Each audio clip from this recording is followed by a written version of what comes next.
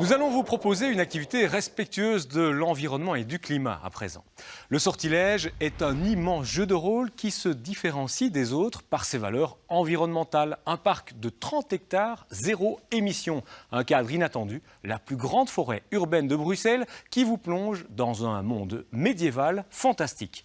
Muriel de Carpentry et Julien Wattier vous proposent de les suivre dans une grande aventure direction Nederoverembeek.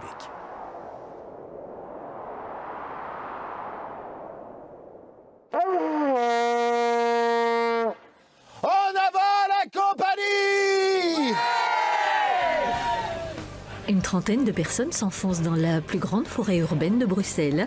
Leur quête, devenir des écuyers des bois. Une aventure humaine basée sur des jeux de rôle à l'ambiance médiévale. Une attraction, zéro émission.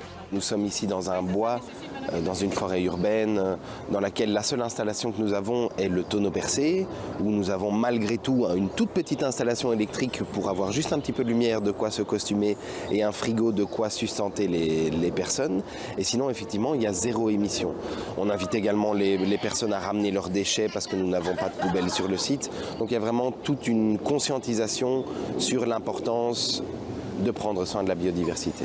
Pas d'émission de CO2, pas de machine diabolique non plus. Excusez-moi, les machines diaboliques sont interdites pendant toute l'aventure du sortilège. Vous allez donc ranger ça. Voilà, merci beaucoup. Ce jour-là, les participants sont tous des enseignants venus prendre une grande respiration. Si la simplicité m'était comptée, un autre regard sur un loisir durable. Regardez comme elle passe bien à la télévision médiévale, voici le cadre. On va réapprendre à s'amuser de manière simple dans la nature. Nos écuyers arrivent sur la plaine des Champs Maléfiques en quête des 4 éléments. Je vous invite, les grandes folles et ici les Awawa, à me citer l'un et l'une après l'autre, un de ces éléments. Commençons par les grandes folles. Premier élément vital selon vous?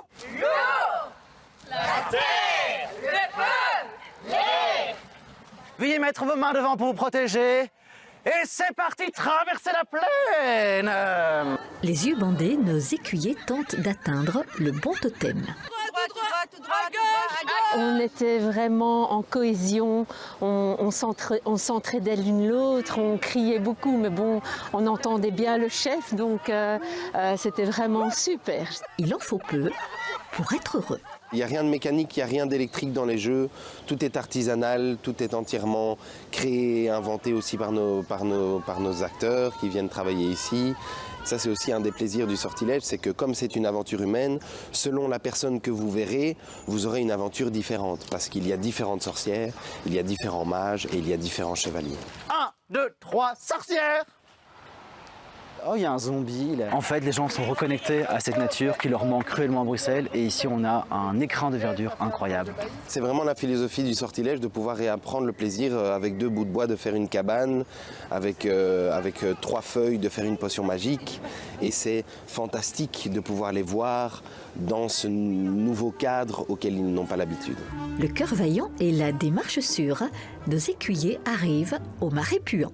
Quant au ponton, celui-ci a été créé il y a quelques années de manière à pouvoir circuler à travers ces marais, de manière à ne pas piétiner la faune et la flore qui sont présentes et qui amènent une biodiversité assez intéressante en cette région bruxelloise beaucoup trop bétonnée. Et lorsqu'ils arrivent dans certains lieux tels que le Marais Puant où vit la sorcière, celle-ci n'hésite pas à leur transmettre des informations sur la façon dont cet écosystème fonctionne, des systèmes de marécage avec toute la biodiversité que cela apporte et la plus-value que cela a sur l'environnement. La biodiversité, finalement, j'étais contente de la rencontrer ici aussi parce que c'est vrai qu'à côté du jeu, c'est quelque chose d'important aujourd'hui et dont on parle beaucoup. Donc c'était bien de le retrouver dans l'activité.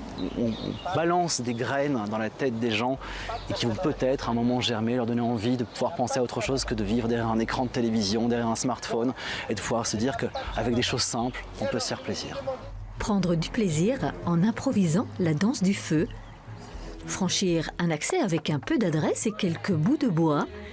Tout le monde a renoué avec le plus ancien jouet du monde, celui qui rapproche l'homme de la nature.